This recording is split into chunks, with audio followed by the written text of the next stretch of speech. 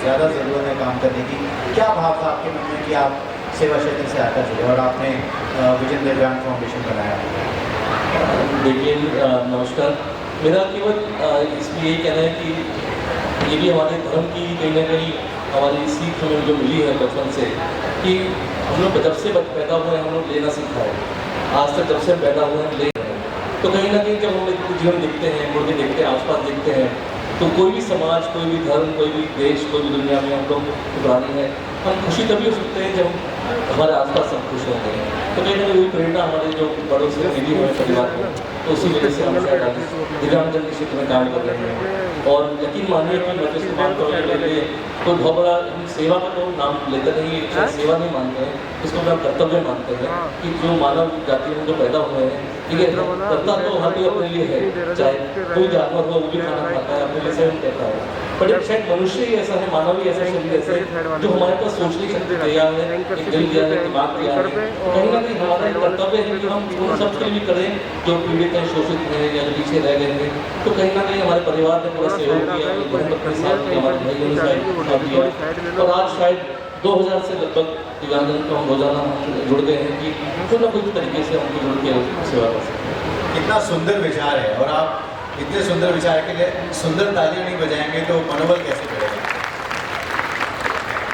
ये आपको मन से जोड़े रखने का मेरा प्रयास भी है कि मैं आपको जगाए रखूं, और जगाना केवल शारीरिक रूप से नहीं बल्कि आपकी मानसिक रूप से भी आपका जागरण हो, आपकी जागृति आए, और आप भी सोचिए कि किस तरह से एक मानव शरीर का सही इस्तेमाल किया जाए, मानवता की भलाई के लिए काम किया जाए, जो कि मुकेश जी कर रहे हैं। मुकेश जी, आपने इतने सालों से दिव्यांगों के लिए काम किया है, सरकारी क्षेत्र से भी आप जुड़े हैं, वहाँ से भी बहुत सारे प्रकल्पों से आप जुड़ते हैं, उनके लिए काम करते हैं। तो ये जो दिव्यांगों की अभी क्या स्थिति है देश में, अगर आपसे मैं थोड़ा मोटी मोटी पिक्चर समझना चाहूँ, और क्या गैप्स हैं जिनको फुलफिल किया जा सकता है और दिव्यांगों के लिए बेहतर परिस्थितियों का निर्माण किया जा सकता है? देखिए, वैसे तो बहुत ही सुंदर प्रश्न किया है और बहुत ही, हालांकि समय कम है, जितना मैं कह सकता हूँ मैं कहूँगा कि अभी जो सरकारी नीति है, जो rights of person with disabilities act, दिव्यांगजन अधिनियम 2016 पारित हुआ है संसद में, शायद ये ऐतिहासिक कदम है जो कि बहुत ही चुनिंदा देशों में ही ये पारित हुआ है। 2006 में United Nations convention on person disabilities हुआ 2006 में, और भारत 5वां ऐसा देश था जिसने इसको सिग्नेटरी था। उसके बाद हमने 2012 में एक्ट बनाने की कोशिश करी और 2016 में इसको साइन किया। आपको जानकर अचंभा होगा कि जो इस वक्त हमारा जो अधिनियम है दिव्यांगजन अधिनियम, वो दुनिया में बहुत ही बेहतर है, जिसमें सब हमारे जीवन के जो क्षेत्र हैं, जिसमें शिक्षा है, स्वास्थ्य है, चाहे दिनचर्या है, चाहे उनके वोटिंग राइट्स हैं, मैरिटल राइट्स हैं, प्रॉपर्टी राइट्स हैं, सबके बारे में उल्लेख है। पर कहीं ना कहीं जो चूक हो जा रही है, कहीं ना कहीं उसको लागू करने में चूक है, जो गैप है, इसको जो जैसे कहते हैं कि अंतिम माइलस्टोन तक उसको पहुँचाना, ये सबसे बड़ा चैलेंज बन रहा है। क्योंकि हम उस वर्ग की हम बात कर रहे हैं जो सुन नहीं सकते हैं, बोल नहीं सकते हैं, चल नहीं सकते हैं, या उस प्रकार से नहीं है जो शायद समाज चाहता है। जैसे मैं आज अपना चश्मा उतारता हूँ तो कहीं ना कहीं इसको मैं आज चश्मा एक स्वीकार कर लिया गया है एड्स एंड अप्लायंसेज में, बट कहीं ना कहीं अगर व्हील चेयर ना हो तो लगता है ये भिन्न है। तो हम जो समाज में स्वीकार कर लेते हैं उसको हम अपना मान लेते हैं, और जो स्वीकारता नहीं आ रही है वही सबसे बड़ा हमारा चैलेंज है। तो आपके माध्यम से मैं यही कहना चाहूँगा कि जो अभी समाज में जो पूर्ण रूप से नहीं आया है, शिक्षा का अधिकार 2009 के अधिनियम से मिल गया था, पूरे देश को मिल चुका है, तो क्या जरूरत पड़ी 2016 में दोबारा ये पारित करने के लिए कि हमें दिव्यांगजनों को शिक्षा देनी है? क्यों? क्योंकि कहीं ना कहीं हमारे को लगता है ये भिन्न है, हमसे अलग है, जो ऐसा नहीं है। नेशनल एजुकेशन पॉलिसी 2020 भी आई है, उसके बाद उसमें बहुत स्पष्ट उल्लेख है कि हम लोग को मिलकर चलना है, मिलकर काम करना है। सामान्य रूप से एक ही कक्षा में सभी दिव्यांगजन भाई बहनों को प्लस जो सामान्य जिनको बोलते हैं उन सबको बैठ के एक साथ पढ़ना है। पर कहीं ना कहीं हम लोग जो दिव्यांगजन हैं, जो मैं अपने स्वयं इसमें गिन रहा हूँ, 2011 में 2.68 लाख थे। आज सेंसस में शायद हमें मालूम ही नहीं कितने लोग। सरकार भी इससे चैलेंज फेस कर रही है कि हमें पता ही नहीं कि दिव्यांग देश में है कितने। जब पता ही नहीं तो योजना कैसे बनाएंगे, योजना साकार कैसे करेंगे? जी, पहले 7 दिव्यांगता थी 2019-95 में, आज 2016 में 21 हो गई है। अब पता ही नहीं कितने लोग हैं हम, तो योजना कैसे बने, कैसे फंड एलोकेट हो, कैसे मंत्रालय को पता चले कि कहाँ है, जो स्पेशल स्कूल है कितने स्कूल हैं, डेफ के लिए कितने हैं, ब्लाइंड के लिए कितने हैं, कितने लोग हैं। हम पिक्चर दिखाते हैं सिनेमा हॉल में, तालियां बजा देते हैं, मन को बहुत अच्छा लगता है कि हाँ हमें भी कुछ करना है, हम कंबल बांटते हैं या हम कुछ क्या कहते हैं भंडारा लगा देते हैं, सोचते हैं हमारा कर्तव्य पूरा हो गया। नहीं, हम समाज में जी रहे हैं जहाँ पे हम बच्चा एक्सपीरियंस में बोलती है बेटा जल्दी खड़े हो जाओ, जल्दी उठ जाओ, जल्दी नहा लो, जल्दी खा लो, जल्दी पी लो, फर्स्ट आ जाओ, सबसे पहले करो। तो मैं उस वर्ग से आ रहा हूँ जहाँ पे हम कहते हैं कि उस माँ की बात करते हो जो माँ कहती है जो सबसे कमजोर बच्चा है उसकी रोटी पे अधिक घी लगा, उस बच्चे को थोड़ा दूध ज़्यादा देना, उसको उस परिवार में बिठा के साथ में खाना खिलाना। ये हमारे गुरुकुल सिस्टम जो हमारे जो वैदिक परंपरा में सिखाया गया कि हम एक परिवार है जो कमजोर है, जो पीछे रह गया, कहीं ना कहीं हम सबको मिलकर उसको जोड़ के चलना है। लेकिन जो समाज जिस दृष्टिकोण से चल रहा है, शायद हम केवल इश्तिहार देखते हैं तो फ्रंट पेज पे 99.9%, 100% उसको सेलिब्रेट कर रहे हैं। हम जीवन को सेलिब्रेट नहीं कर रहे हैं, हम सेलिब्रेट कर रहे हैं केवल जो अलग निकल गए, आगे निकल गए। जो पीछे लेके वो भी जो पीछे रह गए हैं कहीं ना कहीं किसी कारण से, कि हम सबका दायित्व बनता है कि हम लोग मिलकर लेके। बिल्कुल।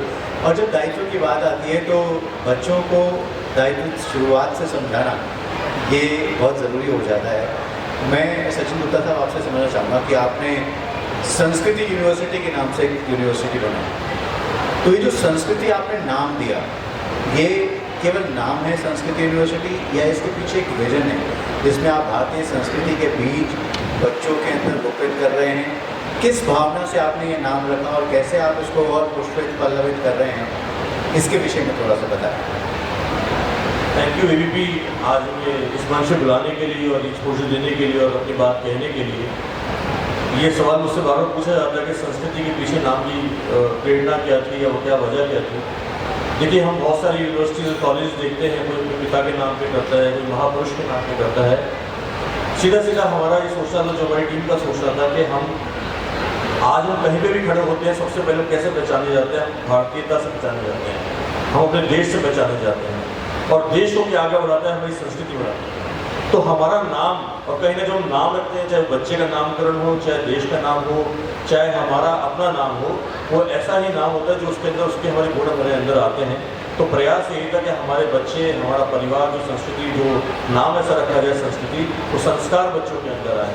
और वही हमारा एक ध्येय भी है और कोशिश भी है, प्रयास भी है कि पहले हम अच्छा इंसान बनाएं, अच्छा नागरिक बनाएं, अच्छे माता पिताओं को अच्छा बच्चा बनाएं।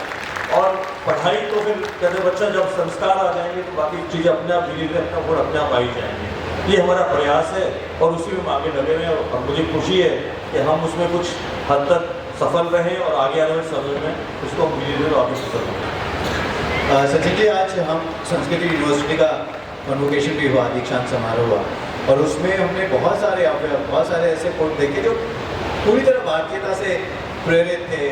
तो ये लगातार आप इस तरह के प्रयास करते हैं, और क्या क्या इस तरह के इनिशिएटिव्स आपने लिए जो आपको बाकी जो यूनिवर्सिटीज़ हैं उनकी भीड़ से थोड़ा अलग खड़ा करते हैं?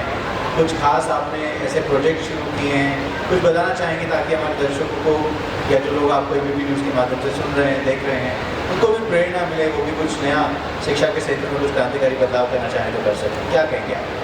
देखिए, भारत दुनिया की सबसे पुरानी सभ्यता है, हम सब जानते हैं। और लोग विदेश से यहाँ पढ़ने नालंदा में आते थे, काशी में आते थे, काशी के बाद श्रीनगर में पढ़ने आते थे, काशी पढ़ने आते थे। तो कहीं ना कहीं हमारी जो भारतीय शिक्षा प्रणाली को ध्वस्त करा गया मेघालय ने, तो उसके बाद जो नई शिक्षा नीति आई है उसने हमें स्वतंत्रता दी है कि हम जो पहले वो रोब पहनते थे उस रोब को छोड़ें, और अंग्रेज़ों के साथ उस रोब को हमने छोड़ा और भारतीयता अपनाई। मैं जैसे फिर से कहूँगा, जब तक मुझे अपने देश पे, अपने वस्त्र पे, अपने आप पे नाज नहीं होगा, अपने आप को पहचानना नहीं होगा, तब तक मैं आगे नहीं बढ़ पाऊँगा। मैं किसी और का दिया हुआ पहन के कुछ और बन के जो मैं नहीं हूँ वो दिखाऊंगा तो शायद मैं सही नहीं कर पाऊँगा। अगर मैं बिहार से आता हूँ, मेरी भाषा अगर बिहार की है, तो उसमें मुझे शर्म नहीं आनी चाहिए। मैं धन्यवाद देना चाहूँगा हमारे यशस्वी प्रधानमंत्री जी का, जिन्होंने एजुकेशन को हर भाषा में देने का कहा है। अगर यही भाषा को मैं इंग्लिश में बच्चा सोचता हिंदी में, लिखता अंग्रेजी में, तो आप सोचिए वो कैसे नंबर ला पाएगा। अगर जो बच्चा सोचता है हर वही लिखता है हिंदी में या अपनी जो भी भाषा में है, चाहे मलयालम है, तमिल है, महाराष्ट्र है, तो कहीं ना कहीं वो अपने वो एक्सप्रेस कर पाएगा। उसका एक बहुत अच्छा नज़ारा हमारे सामने चाइना की है, जापान है, उन लोग अपनी भाषा को पकड़ के रखा। तो इसलिए कहीं ना कहीं आज की जो कन्वोकेशन था हमारा, कहने को तो हम आज मंत्रीगण भी यहाँ आते हैं, सब प्रांतों में कोशिश करिए भारतीय शिक्षा को, भारतीय जो गुरु जो बनती है उनके हाथों से डिग्री दी जाए और उन्हीं से बच्चा प्रेरणा लेके आगे बढ़े। और संत से अच्छा कौन होता है जो दिशा दे उनको, तो इस दीक्षांत समारोह में प्रयास किया है नया कि संतों के हाथों दिया जाए। जहाँ तक संस्कृति विश्वविद्यालय में आज तकरीबन 2016 में शुरुआत हुई थी और आज 9 वर्ष के अंदर मात्र हम हो गए इसको, और तकरीबन 2 वर्ष कोविड के में जदों निकल गए हैं। बड़ी खुशी है कि आज 10,000 बच्चे यहाँ पढ़ते हैं। तकरीबन यहाँ पर आज 18 कंट्रीज के बच्चे पढ़ रहे हैं, 22 स्टेट के बच्चे पढ़ रहे हैं।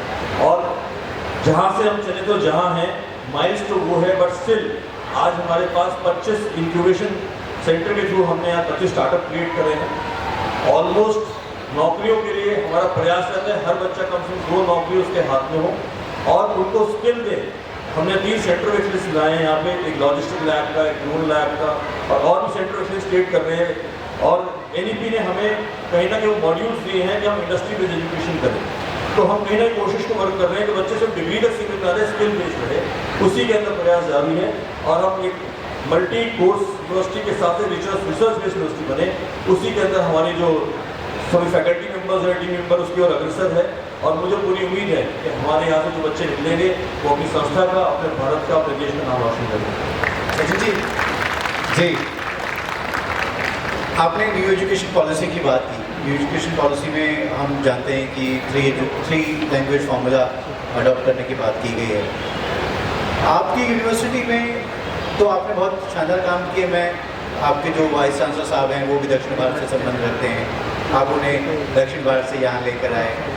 इसी तरह आपके जो ज्योतिष विभाग के और जो आयुर्वेद के जो HOD हैं वो भी तमिलनाडु और तमिलनाडु से ही उनका है ना, if I am not wrong, वो वहाँ से संबंध रखते हैं, आप उन्हें यहाँ लेकर आए।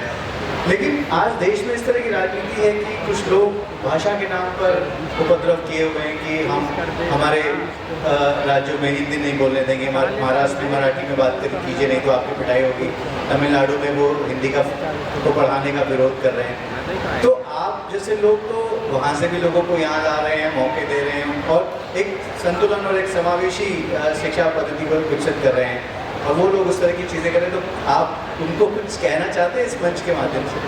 जी, मैं पॉलिटिशियन नहीं हूँ, एजुकेशनिस्ट। यही कहना चाहूँगा, उनको मुद्दे जीवित रखने हैं तो उनका मुद्दे राजनीति नहीं जीवित होगी। मैं तो ये कहूँगा जब बच्चे कॉस्मोपॉलिटन कल्चर मिलता है, डिफरेंट कल्चर मिलता है, एक बच्चा अगर 18 राज्यों के बच्चों के साथ पढ़ता है तो कितनी भाषाओं को ज्ञान ले सकता है। आज हम अफ्रीका के बच्चे हमारे यहाँ आते हैं और हमें राधे राधे बोलते हैं और हिंदी गाना गाते हैं, तो कितना बड़ा चेंज है, कितनी बड़ी बात। और ऐसे हमारे पास तेलंगाना के बच्चे आते हैं और मेरे यूपी के बच्चे हैं, मेरे बिहार के बच्चे हैं, मेरे हरियाणा के बच्चे हैं, दिल्ली के बच्चे हैं, वो उनके साथ उनके कल्चर में शामिल होते हैं, वो हमारे कल्चर में शामिल होते हैं। India is a land of culture. तो अगर हम एक दूसरे को जाने, अगर मेरा बच्चा आज हमारा फॉरेन में पढ़ने जाता है तो हम उनकी संस्कृति सीखते हैं। तो this is all about knowing each other. जिंदगी का यही नाम है, आप ट्रैवल कीजिए और सीखिए और एक दूसरे को जानिए। कोई आज के टाइम में world is not without borders internet ने खत्म कर दिए हैं। ये सिर्फ पॉलिटिशियंस और पॉलिटिक्स का जमाना जो उस बॉर्डर्स क्रिएट कर रहा है, अदरवाइज इंटरनेट से आप कहीं के माध्यम से नहीं पहुँच जाएंगे। और जहाँ बच्चा जब कॉलेज में आता है, यूनिवर्सिटी में आता है, हम एक दूसरे से सीखते भी और सिखाते भी। यही मैं बच्चों को कहता हूँ, because we are not dealing with robots, we are dealing with human beings. और जब बच्चा किसी संस्था में पढ़ता है, वो एक दूसरे को जानता है, उनके रिश्ते बनते हैं, नेटवर्किंग होती है। तो आज एक बच्चा यूपी का तेलंगाना जाता है और जाता है मेरा क्लासमेट तेलंगाना पढ़ता है, तो क्यों नहीं उसको नया वहाँ पे कोई उससे वहाँ पे दोस्त मिलेगा, उसको वहाँ पे हमेशा उसकी दोस्त खड़ा है वहाँ पर। उसी तरह से हमारे देश में जो विभिन्न राज्य हैं, हर 50 किलोमीटर पे टेस्ट बन जाता है, कपड़ों का जो वो फैशन बदल जाता है, तो इतना चेंजेस आते हैं। तो क्यों ना बच्चा एक यूनिवर्सिटी के अंदर सारे कल्चर सीखे। बिल्कुल सही बात है। तकनीक की बात की आपने, मैं मुकेश जी आपसे पूछूंगा कि क्या तकनीक के भी कुछ ऐसे उपयोग हो रहे हैं जो हमें और हमारे दर्शकों को ना पता हो, जिससे दिव्यांगों की कुछ विशेष मदद हो पा रही है और तकनीक खास मदद कर रही है उनकी, कुछ बताना चाहेंगे आप कुछ इस तरह का? अवश्य जी बिल्कुल। मैं केवल दिव्यांगजन के लिए नहीं, लेकिन दिव्यांगजन पहले होता कौन है थोड़ा समझ लें। जी देखिए, हम शास्त्रों के अनुसार हम सब में एक ही आत्मा है, चाहे जानवर हो चाहे इंसान हो, आत्मा एक ही मानी जाती है। तो पहली बात, दिव्यांग है कौन? हमने कुछ लोगों को शायद वो जो सामान्य हमें नहीं दिखते हैं, हमें नहीं लगते हैं, या हमें हमारे अनुकूल जो मेजॉरिटी के अनुसार नहीं है, तो उनको हमने भिन्न कर दिया है। उसमें जिसका उसका कोई योगदान नहीं है, कोई व्यक्ति उस कोई कंडीशन है जिससे इसको मिली है, उसका उसमें कोई कमी नहीं है। पहले हम इसको पुराने जन्मों का मानते थे, उस पर हमने बात समझाई, लोगों को समझाया जाता है। फिर दूसरों ने माना मेडिकल मॉडल में कि उसकी कमी है, उसके अंदर कुछ कमी है, उसको हटाया गया। कि माना गया समाज ही उसको ये सामाजिक प्रॉब्लम है, सोशल मॉडल, उसको हटाया गया। आज केवल एक राइट्स मॉडल में हम बात करते हैं, अधिकार के मॉडल में। अब जो आर्टिफिशियल इंटेलिजेंस आ रहा है, जो आज की कन्वोकेशन में और दीक्षांत समारोह में जो छात्र यहाँ बैठे हैं, मैं सबसे यही कहना चाहूँगा कि अगले 2 वर्ष में ए फॉर एप्पल नहीं होने वाला है। अगले 2 वर्ष में ये 4 दीवार वाली क्लासरूम शायद ये टूटने वाली है, गिरने वाली है। बहुत सारे ऐसे प्रयोग आ रहे हैं जहाँ पे home based education, learn from home, open book examination, take home test वगैरह वगैरह बहुत कुछ आने वाला है। तो आज के ज़माने में AI ट्यूटर आ गया है। शाम को मैं घर जाता हूँ, बच्चे से ट्यूटर पूछता है AI वाला रोबोट कि कल आपने यहाँ तक बात ये सुनाया था, उसके आगे सुनाइए। वो मेरे को इंडिविजुअली आकलन करता है। तो कहीं ना कहीं दिव्यांगजनों की अगर बात करें संदर्भ में, तो बहुत ही बेहतर दिन हम देख रहे हैं आगे आने वाले, क्योंकि जो हमारा जो इंसानों में एक बहुत बड़ी ताकत भी और कमी भी है। आप और हम लोग अहिंसा के बारे में बात करते थे, हिंसा बहुत करते थे। हमारे शब्दों से हिंसा होती है, हमारे व्यवहार से हिंसा होती है, हमारी सोच से हिंसा होती है। लेकिन जब रोबोट आता है तो व्यवहार किनारे हो जाता है। तो जब रोबोट से मेरा बच्चा दिव्यांगजन रिमोट से टीवी चलाता है तो सबसे बेहतर चलाता है। जब वो कंप्यूटर में काम करता है सबसे आगे निकलता है, क्योंकि उसको बायसनेस नहीं है, उसके अंदर कोई उसके लाल पेट नहीं है। कंप्यूटर उससे सामान्य रूप से बात करता है। तो आने वाले समय में देखिएगा, जहाँ तक हम पैरालंपिक्स की बात करते हैं, स्पेशल ओलंपिक्स की बात करते हैं, टेन गेम्स की बात करते हैं, या इवन और मेंटल गेम्स की बात करते हैं, आने वाले समय में चेस में आप देखिएगा, स्विमिंग में ऑटिस्टिक बच्चे जो कर रहे हैं, आप देखिएगा दिव्यांगजन जिनको हम सोच रहे पिछड़े हैं या हमारे जैसे नहीं है, ये सबसे आगे निकलने वाले हैं। देश दुनिया में जो वैज्ञानिक रहे हैं, चाहे अल्बर्ट आइंस्टाइन हो, चाहे बड़े वैज्ञानिक हो, कहीं ना कहीं उसमें कहीं किसी ऑटिज्म था, किसी में ऐसे भिन्न स्वर थे, भिन्न सोच थी, लेकिन उनको हमने स्वीकार कर लिया क्योंकि उन्होंने दुनिया कुछ दिया है। लेकिन जो आज AI के रूप से हम सीखने जा रहे हैं, ये बहुत ही उम्दा दिन हमें लग रहे आने वाले हैं, जिसमें हम सब लोग डर भी रहे हैं, हम भी डर रहे हैं। डरना भी चाहिए, क्योंकि हमें पता नहीं है। डर केवल पता नहीं का है, लेकिन निश्चित रूप से अगर हम अपने संस्कारों को, अपने जो हमारे जो सीख है, जो पढ़ाई है, जो शिक्षा है, जो गुरुओं ज्ञान है, उसको हम संजो के रखें, तो आने वाले दिन बहुत उम्दा होने वाले हैं और बहुत ही बेहतर होने वाले हैं हमारे जी। मुकेश जी ने अभी बात कही सचिन जी की, तो डर इस बात का भी समझ रहे हैं कि बच्चे आजकल AI से होमवर्क करा रहे हैं, AI से अपने प्रोजेक्ट बना रहे हैं, उनका प्रिंट आउट लेके सबमिट कर दे रहे हैं, और कमांड देने के बाद वो देख भी नहीं रहे कि क्या उसने आउटपुट दिया है। तो ये आपके संस्कृत यूनिवर्सिटी के बच्चे भी ऐसा कर रहे हैं या आपने भी रोक लगाई हुई है? सबसे स्मार्ट बच्चे ही है, जो नई जनरेशन में सबसे स्मार्ट है, बिकॉज हमसे बाद में पैदा हुई है और उसको टेक्नोलॉजी ज़्यादा अच्छी है उनके पास। किसी घर में 2 बच्चे होते हैं तो जो नया बच्चा पैदा होता है, इज मोर स्मार्ट में हेड ओवर। तो AI से मैं कहता हूँ डरने की जरूरत नहीं है। किसी ज़माने में जो बैंकिंग में जब कंप्यूटर्स आए थे तो लोगों ने बहिष्कार किया था, कंप्यूटर्स हमारी नौकरी ले लेगा। वो हमें क्या ज़रूरत है, हमें अपडेटेड रहने की ज़रूरत है। AI टेक्नोलॉजी आई है जिसके फ़ायदे भी हैं, नुकसान भी हैं। किसी ज़माने में जब मोबाइल नहीं थे तो मेरे को 100 नंबर याद रहते थे, मैं हाथ से मिलाकर मुझे याद रहते थे, तो मेरे माइंड में 100 नंबर याद रहते थे। आज मुझे शायद 10 नंबर याद होंगे। जब कैलकुलेटर नहीं था जिस ज़माने में मैं आउट के एग्जाम्स में, तो पहाड़े हमें टेबल बड़े याद रहते थे, आज कितने याद हैं? आज के जनरेशन बच्चे फट से कैलकुलेटर उठाता है। तो दैट मीन्स कहीं ना कहीं हम अपने माइंड की शार्पनेस को बीट कर रहे हैं। तभी ऑस्ट्रेलिया, स्वीडन जैसे शहर, कंट्रीज जो हैं वो बच्चों से टेक्नोलॉजी को दूर रख रहे हैं, बिकॉज आपकी फाउंडेशन स्ट्रांग होनी चाहिए। तो मैं हमेशा ही कहता हूँ टेक्नोलॉजी इज गुड, बट आपकी फाउंडेशन नहीं कैसे स्ट्रांग होगी, जो आपका माइंड शार्प होगा। और माइंड कैसे शार्प होगा, आपकी बेसिक आपकी नॉलेज होनी चाहिए, ताकि कभी ना कभी उस AI को बना कौन रहा है, इंसान बना रहा है। और जब आपका कंपटीशन उससे होगा तो you should know how to beat that AI, because कहीं ना कहीं उसमें एम्पैथी नहीं है, कहीं ना कहीं आपसे वो एक स्टेप पीछे है। ये हमें समझने की जरूरत है, हमें अपनी ताकत पहचानने की जरूरत है और उसकी कमजोरी पहचानने की जरूरत है। और अगर उसकी ताकत को हम अपनी कमजोरी मानेंगे तो हम बीट हो जाएंगे। बिल्कुल। तो इस बातचीत का लबुलबाब या कहिए कि मर्म यही है कि हमें दिव्यांगजन जो हैं उनकी शक्ति को भी पहचानना चाहिए, उनके साथ संवेदना का भाव रखना चाहिए और हमें अपनी शक्ति को इतना पहचानना चाहिए कि एआई हमें, क्योंकि हमने ही बनाई तो हमें बीट ना करे। बहुत सुंदर बातचीत हुई आपसे और बहुत शुक्रिया आपका हमसे इस प्लेटफॉर्म पर आकर बात करने के लिए। एक ही बात कहना चाहूँगा, जी प्लीज। हम लोग बच्चों को एक चीज़ सिखाते हैं, बड़ा आदमी बनिए। मेरा कहना है बड़ा बने ना बने, बच्चों को सिखाइए बढ़िया आदमी बनो। मैं कहता हूँ मन की करो ना करो, करो जो है सही करो। सही करना इंपॉर्टेंट है, मन की करना इंपॉर्टेंट नहीं है।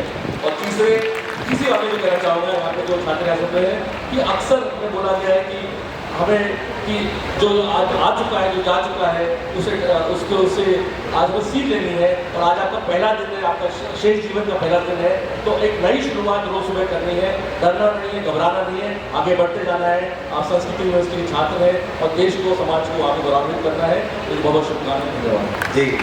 और मुझे लगता है कि हम इस गुड नोट पर इस बातचीत को समाप्त कर सकते हैं कि होके मायूस ना यूं शाम से डरते रहिए, जिंदगी भोर है सूरज से निकलते रहिए और एक ही शाम पर एक ही ठोर पर ठहरो।